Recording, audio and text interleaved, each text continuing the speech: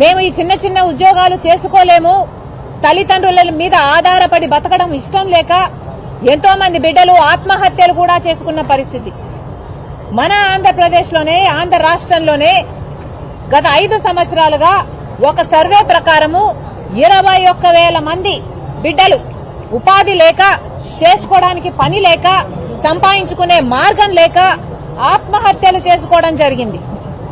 మరి మన బిడ్డ, మన యువత ఆత్మహత్యలు ఉపాధి లేక, పని లేక చేసుకుంటున్నారు అంటే ఆలోచన చేయాల్సిన విషయము, ఇది నిజంగానే ఆత్మహత్యలా లేకపోతే ప్రభుత్వం చేస్తున్న హత్యల? కనీసం సంవత్సరానికి 500 మంది డిగ్రీలు, పీజీలు అంటే చిన్న చిన్న ఉద్యోగాలు కాదు, చిన్న చిన్న చదువులు కాదు, పీజీల స్థాయిలో చదివిన బిడ్డలు కూడా సంవత్సరానికి 500 మంది బిడ్డలు ఆత్మహత్యలు చేసుకుంటున్నారు అంటే వాళ్ళకి ఆశ చచ్చిపోయి ఇక మేము ఎలా బతుకుతాము అన్న ఆందోళనతో వాళ్ళు ఆత్మహత్యలు చేసుకుంటున్నారు అంటే ఇది నిజంగానే మనకు స్పెషల్ స్టేటస్ రాక, మన బిడ్డలకు పరిశ్రమలు మన రాష్ట్రంలో రాక, మన బిడ్డలకు ఉద్యోగాలు రాక మనం చేతులారా చేస్తున్న పాపం ప్రభుత్వాలు చేస్తున్న పాపం కాదా? ఇది ఇలాగే కొనసాగితే ఆంధ్ర రాష్ట్రంలో బిడ్డలు మొత్తము ఉపాధి లేక, ఇక్కడ ఉపాధి దొరకక వలసపోయి మన రాష్ట్రం అసలు యువతే లేని రాష్ట్రంగా తయారవ్వదా? కేంద్ర రాష్ట్ర ప్రభుత్వాలు మనకున్న సమస్య గురించి, మన బిడ్డలకున్న సమస్యల గురించి ఏమైనా ఆలోచన చేస్తున్నారా? బీజేపీ ప్రభుత్వము, బీజేపీ కేంద్రంలో అధికారంలో ఉంది, సంవత్సరానికి 2 కోట్ల ఉద్యోగాలు ఇస్తామన్నారు. 10 సంవత్సరాలలో 20 కోట్ల ఉద్యోగాలు ఇవ్వాల్సి ఉండగా మన రాష్ట్రంలో కనీసం 1 కోటి మంది బిడ్డలకైనా ఉద్యోగాలు ఇచ్చారా? సరే 10 లక్షల మందికైనా ఇచ్చారా? లేదు 1,00,000 మందికైనా ఇచ్చారా? మన బిడ్డలకు అసలు ఉద్యోగాలే ఇవ్వని బీజేపీ ప్రభుత్వము మరి ఇంకా అధికారంలో ఉంది అంటే మనకు మోసం చేసినట్టు కాదా? ఆంధ్ర రాష్ట్ర బిడ్డలకు దగా చేసినట్టు కాదా? 5 సంవత్సరాలు చంద్రబాబు గారు ముఖ్యమంత్రిగా ఉన్నారు. ఎన్ని ఉద్యోగాలు ఇచ్చారు? చంద్రబాబు గారు అధికారంలోంచి దిగిపోయే టయానికి కూడా 1,43,000 ఉద్యోగాలు ఇంకా ఖాళీగానే ఉన్నాయి. భర్తీ చేయాల్సిన ప్రభుత్వ ఉద్యోగాలు కూడా చంద్రబాబు గారు 5 సంవత్సరాలు ముఖ్యమంత్రిగా ఉండి కూడా స్పెషల్ స్టేటస్ సాధించకపోగా, కొత్త పరిశ్రమలు సాధించకపోగా, అలా ఉద్యోగాలు కల్పించకపోగా ప్రభుత్వం తరపున విడుదల చేయాల్సిన ఉద్యోగాలు కూడా 1,43,000 ఉద్యోగాలను భర్తీ చేయకుండా పెండింగ్ లో పెట్టి చంద్రబాబు గారు అధికారంలో దిగిపోయారు. ఆ తర్వాత జగన్మోహన్ రెడ్డి గారు ముఖ్యమంత్రి అయ్యారు. జగనన్న గారు ముఖ్యమంత్రి అయినాక ఆ రోజు జగనన్న గారు చెప్పిన మాట, పాత ఉద్యోగాలు 1,43,000 ఉద్యోగాలు భర్తీ చేయాల్సి ఉంది. ఈ 5 సంవత్సరాలలో రిటైర్ అయిపోయిన వాళ్ళు, ఇంకా అవకాశం ఉన్న వాళ్ళు ఇంకొక 90,000 మంది ఉంటారు. అంటే మొత్తం 2,30,000 ఉద్యోగాలను మేము భర్తీ చేస్తాము అని అధికారంలోకి వచ్చాడు జగనన్న గారు. మరి అలా అధికారంలోకి వచ్చి ఈ రోజు 2,30,000 ఉద్యోగాలకు మీరు జాబ్ నోటిఫికేషన్స్ ఇవ్వాల్సి ఉండగా మీరు ఎన్ని జాబ్ నోటిఫికేషన్లు ఇచ్చారు? ఎంతమందికి ఉద్యోగాలు కల్పించారు?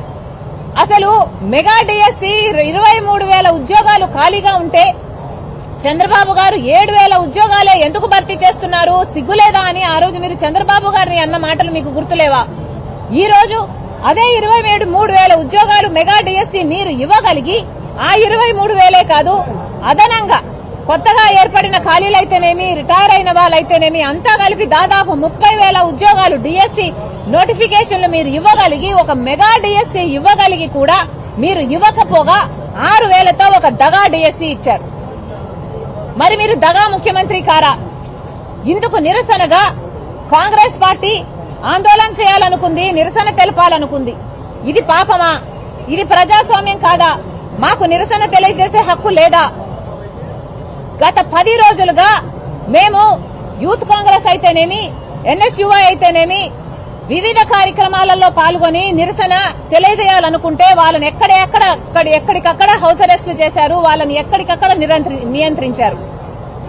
ఈ రోజు కాంగ్రెస్ పార్టీ మొత్తము కలిపి, కాంగ్రెస్ పార్టీ అధ్యక్షురాలతో సహా పెద్ద పెద్ద నాయకులు అందరూ కలిసి ఈ రోజు యువతకు అండగా నిలబడాలి అని మేము చెలో సెక్రటేరియట్ అనే కార్యక్రమం నిర్వహించాలనుకుంటే దానికి ఇన్ని ఆంక్షలు విధించడం ప్రభుత్వము అంటే విధిస్తుంది అంటే మరి ఇది ప్రజాస్వామ్యం అవునా కాదా? ఇక్కడ భారతదేశ రాజ్యాంగం అమలు అవుతుందా లేదా? లేకపోతే జగన్మోహన్ రెడ్డి గారు ఏదైనా ప్రత్యేకంగా ఒక రాజ్యాంగం రాశారా? జర్నలిస్టులు వాళ్ళకు వ్యతిరేకంగా రాయకూడదు, జర్నలిస్టులు వాళ్ళకు వ్యతిరేకంగా రాస్తే గొడ్డును బాదినట్టు బాదుతాము, చిలక బాదుతాము అని జగన్మోహన్ రెడ్డి గారి రాజ్యాంగం చెప్తుందా? ప్రతిపక్షాలన్నీ ఎవరే గాని జగన్మోహన్ రెడ్డి గారి ప్రభుత్వానికి వ్యతిరేకంగా పోరాటం చేయకూడదు, పోరాటం చేయాలని చూస్తే ఒక కర్ఫ్యూ వాతావరణం లాగా మేము సృష్టిస్తాము, పోలీసులను మా బంటులాగా వాడుకొని, పోలీసులను మా కుక్కల్లాగా వాడుకొని మిమ్మల్ని ఎక్కడికక్కడ హౌస్ అరెస్టులు చేస్తాము అన్నది జగన్మోహన్ రెడ్డి గారి రాజ్యాంగం చెప్తుందా? ఇది ఎక్కడి అన్యాయం అని అడుగుతున్నాం. వేల మంది కాంగ్రెస్ పార్టీ నాయకులైతేనేమి, కార్యకర్తలైతేనేమి ఎక్కడికక్కడ హౌస్ అరెస్టులు చేయాల్సిన అవసరం ఏముంది?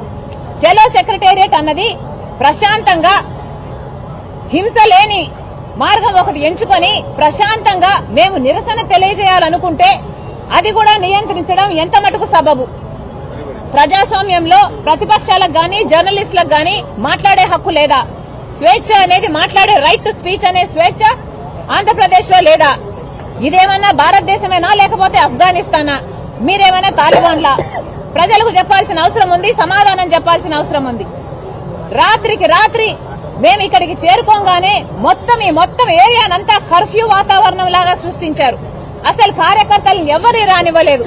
పొద్దు నుంచి ఎంతమంది వీలైతే అంతమంది ఎవరికి వచ్చినట్టు వాళ్ళని ఎక్కడికక్కడ అరెస్టు చేస్తున్నారు. గత 2 రోజులుగా ఈ కార్యక్రమం జరగబోతుందని తెలిసి 2 రోజుల నుంచి పోలీసులు హై అలర్ట్ లో ఉండి మా వాళ్ళని నియంత్రించారు. ఇది ఎక్కడి అన్యాయం అని అడుగుతున్నాం. అసలు మేము చేసిన తప్పేంటి? మేము చేసిన పాపం ఏమిటి? మేమేమైనా గుండాలమా? మేమేమైనా దొంగలమా? బందిపోట్లమా? టెర్రరిస్టులమా? మమ్మల్ని నియంత్రించాల్సిన అవసరం ఏమొచ్చింది ప్రభుత్వానికి?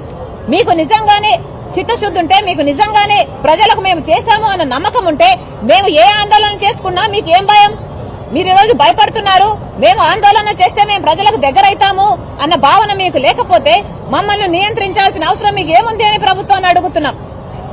మీరు నిజంగానే జాబ్ క్యాలెండర్ ప్రతి సంవత్సరం విడుదల చేస్తుంటే, మీరు నిజంగానే 2,30,000 ఉద్యోగాలను భర్తీ చేస్తుంటే, మీరు నిజంగానే 23,000తో మెగా డిఎస్సీ విడుదల చేస్తుంటే, నోటిఫికేషన్లు ఇచ్చుంటే మీకు భయపడాల్సిన అవసరం ఏముంది అని అడుగుతున్నాం.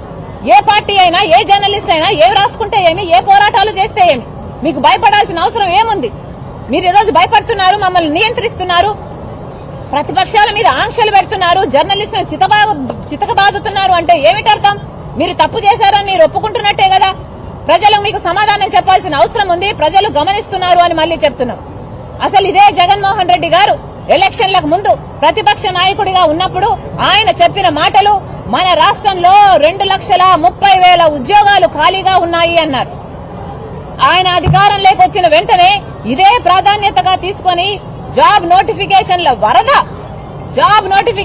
వరద పారిస్తానన్నారు. జాబ్ నోటిఫికేషన్లు బ్రహ్మాండంగా ఇస్తామన్నారు. అంతేకాదు ప్రతి సంవత్సరము జాబ్ క్యాలెండర్ ఇస్తాము, ఎలాగైతే 10th ఇంటర్ పరీక్షలు పెడతామో అలాగే ప్రతి సంవత్సరము జాబ్ క్యాలెండర్ లోనే మేము నోటిఫై చేస్తాము ఎప్పుడు పరీక్షలు ఉంటాయి అని. అదే ఫిక్స్డ్ డేట్స్ లో మేము పరీక్షలు పెడతామని జగన్మోహన్ రెడ్డి గారు చెప్పారా లేదా? మరి ఒక్క జాబ్ క్యాలెండర్ కూడా ఎందుకు ఇవ్వలేదు? 1,30,000 ఉద్యోగాలు ఆ రోజు ప్రభుత్వ శాఖల్లో ఖాళీగా ఉన్నాయి అని జగన్మోహన్ రెడ్డి గారే ఒప్పుకున్నారు. ఏపీపీఎస్సీ ద్వారా అన్ని ఉద్యోగాలను భర్తీ చేస్తాము, అధికారంలోకి వచ్చిన వెంటనే ఇదే మాకు ప్రాధాన్యత అని కూడా చెప్పారు. మరి ఈ రోజు ఏమైంది? ఆ రోజు జగన్మోహన్ రెడ్డి గారు ప్రతిపక్ష నాయకుడిగా ఉండి 23,000 ఉద్యోగాలు ఖాళీగా ఉన్నాయి, 23,000 టీచర్ ఉద్యోగాలు ఖాళీగా ఉన్నాయి. మరి చంద్రబాబు గారు 7,000కే డిఎస్సీ ఇచ్చారు, మీకు సిగ్గు లేదా అని తిట్టి మేము అధికారంలోకి వచ్చాక మెగా డిఎస్సీ ఇస్తాము అన్నారు. మరి 5 సంవత్సరాలు అయింది మీరు అధికారంలోకి వచ్చి, ఏమైంది మెగా డిఎస్సీ? చంద్రబాబు గారు ఇవ్వలేదు అని హేళన చేశారు, ఎద్దేవా చేశారు, మీకు సిగ్గుందా అని మాట్లాడారు. చంద్రబాబు గారిని ఆ రోజు మీరు ఎన్ని మాటలు అన్నారో ఆ మాటలన్నీ మీకు ఈ రోజు వర్తించవా? చంద్రబాబు గారు జాబ్ రావాలి అంటే బాబు పోవాలి అన్న స్లోగన్ మీది కాదా? ఎన్ని మీటింగ్లలో మాట్లాడారు? మాట్లాడిన వాళ్ళు ఆ రోజు మీరు చెప్పిన మాట దేవుని దయ ఉంటే మేము అధికారంలోకి వచ్చినాక మెగా డిఎస్సీ ఇస్తామన్నారు. మరి దేవుని దయ ఉండింది, మీరు ముఖ్యమంత్రి అయ్యారు, కానీ మీ దయ మాత్రం నిరుద్యోగుల మీద లేకపోయింది. ఇది అన్యాయం కాదా? మీరు ముఖ్యమంత్రి అయ్యారు, మీకు ఒక పదవి వచ్చింది, మీకు ఒక ఉద్యోగం వచ్చింది, మీ వాళ్ళకందరికీ ఉద్యోగాలు వచ్చాయి, మీ వాళ్ళకందరికీ మంత్రి పదవులు వచ్చాయి. కానీ ఈ రోజు చదువుకున్న బిడ్డలకు మాత్రం, డిగ్రీలు పీజీలు చదువుకున్న బిడ్డలకు మాత్రం ఉద్యోగాలు లేవు. వాళ్ళకు అవసరం లేదా? వాళ్ళు పనులు చేసుకోవాల్సిన పని లేదా? వాళ్ళు బతకాల్సిన పని లేదా? వాళ్ళు పుట్టింది ఆత్మహత్యలు చేసుకోవడానికేనా? ఆంధ్ర రాష్ట్రంలో పుట్టిన పాపానికి మీరు ఒక్క రోజైనా స్పెషల్ స్టేటస్ కోసం పోరాడారా నిజాయితీతో? ముఖ్యమంత్రి అయిన తర్వాత స్పెషల్ స్టేటస్ రాలేదు, పెద్ద పరిశ్రమలు రాలేదు, ఉద్యోగాలు రాలేదు. కనీసము ఈ అవైలబుల్ గా ఉన్న ప్రభుత్వ శాఖల్లో ఖాళీగా 2,30,000 ఉద్యోగాలు ఉన్నాయని మీరే ఒప్పుకున్నారు. మరి ఒప్పుకున్నాక కనీసం ఆ మేరకైనా మీరు భర్తీ చేయాల్సిన అవసరం లేదా? ఇన్ని సంవత్సరాలు, 5 సంవత్సరాల క్రితం చెప్పిన మాట 2,30,000 ఉద్యోగాలు ఖాళీగా ఉన్నాయి అని. మరి ఈ 5 సంవత్సరాలలో ఎందుకు భర్తీ చేయలేదు? ఈ 5 సంవత్సరాలు ఏం చేశారు? గుడ్డి గుర్రాలకు పళ్ళు తోమారా? ఏం చేశారు? కుంభకర్ణులా నిద్రపోయారా? ఈ రోజు ఎలక్షన్లు వచ్చాయి కాబట్టి కేవలం ఆ ఎలక్షన్ల కోసమని కుంభకర్ణుడు నిద్రలేసినట్టు ఇప్పుడు మీరు నిద్రలేసి హడావిడిగా 6,000తో డిఎస్సి, ఒక దగా డిఎస్సి. అసలు 23,000 ఉద్యోగాలు ఖాళీగా ఉన్నాయి అన్నారు మీరు. 23,000 ఉద్యోగాలు మీరు ముఖ్యమంత్రి అయ్యే నాటికి ఖాళీగా ఉంటే ఈ రోజు ఆ ఉద్యోగాలు కొత్త ఖాళీలతో పాటు, రిటైర్మెంట్ తో పాటు, అవసరాలతో పాటు పెరిగి కనీసం 30,000 ఉద్యోగాలు భర్తీ చేయాలి. 30,000 ఉద్యోగాలతో ఎంత ఘనంగా ఒక మెగా డిఎస్సి వేసుండొచ్చు మీరు. కానీ ఒక మెగా డిఎస్సి వేయకపోగా మీరు మాట ఇచ్చి కూడా మాట తప్పుతూ మెగా డిఎస్సి కాదు అని ఒక దగా డిఎస్సి 6,000 ఉద్యోగాలతో ఇచ్చారు. మరి మిమ్మల్ని ఏమనుకోవాలి? ఇది దగా చేయడం కాదా? మీరు దగా ముఖ్యమంత్రి కాదా? అది కూడా ఎలా వేశారు? ఇన్ని సంవత్సరాలు నిద్రపోతూ, ఇన్ని సంవత్సరాలు కుంభకర్ణుల్లా నిద్రపోతూ, ఇన్ని సంవత్సరాలు గుడ్డి గుర్రాలకు పళ్ళు దోముతూ ఈ రోజు ఇప్పుడు ఎలక్షన్లు వచ్చాయి కాబట్టి హడావిడిగా ఇప్పుడు 6,000 ఉద్యోగాలకు నోటిఫికేషన్లు ఇచ్చారు. కేవలం 30 రోజులే ఉంది. నిన్న ఒక బిడ్డతో మాట్లాడారు, డిఎస్సి ఉంది కదా మరి ఎట్లా ప్రిపేర్ అవుతున్నారు అని. ఆ అబ్బాయి చెప్పిన మాట, అక్క డిఎస్సికి మేము కనీసం 150 పుస్తకాలు చదవాలి, మాకు గడువు ఉన్నది ఈ రోజు నుంచి 26 రోజులు మాత్రమే. అంటే ప్రతిరోజు ఒక 5-6 పుస్తకాలన్నా చదవాలి. ఉట్టి చదవడం కాదు, టైంపాస్ కు చదవడం కాదు, చదివి అవి బుర్రకు ఎక్కించుకోవాలి, మగప్ చేయాల్సి ఉంటది. ఇవన్నీ ఎట్లా చేస్తాం మేము? మా మీద ఎంత మానసిక ఒత్తిడి ఉంటుంది అన్నారు. లక్షలు ఖర్చు పెట్టి ట్రైనింగ్లు తీసుకుంటున్నారు, కోచింగ్లు తీసుకుంటున్నారు బిడ్డలు. హఠాత్తుగా 26 రోజులు, 30 రోజుల కింద మీరు పరీక్షలు అని అనౌన్స్ చేస్తే వాళ్ళందరూ ఏం కావాలి? ఎంతమంది ప్రిపేర్ అవ్వగలరు, ఎంతమంది ప్రిపేర్ అవ్వలేరు, ఎంతమంది రాసి కూడా అప్లై చేసి కూడా ఫెయిల్ అవ్వాల్సిన పరిస్థితి ఎంతమందికి ఉంటుంది? కనీసం ఆ మాత్రం ఇంకితమైనా మీకు ఉండక్కర్లేదా?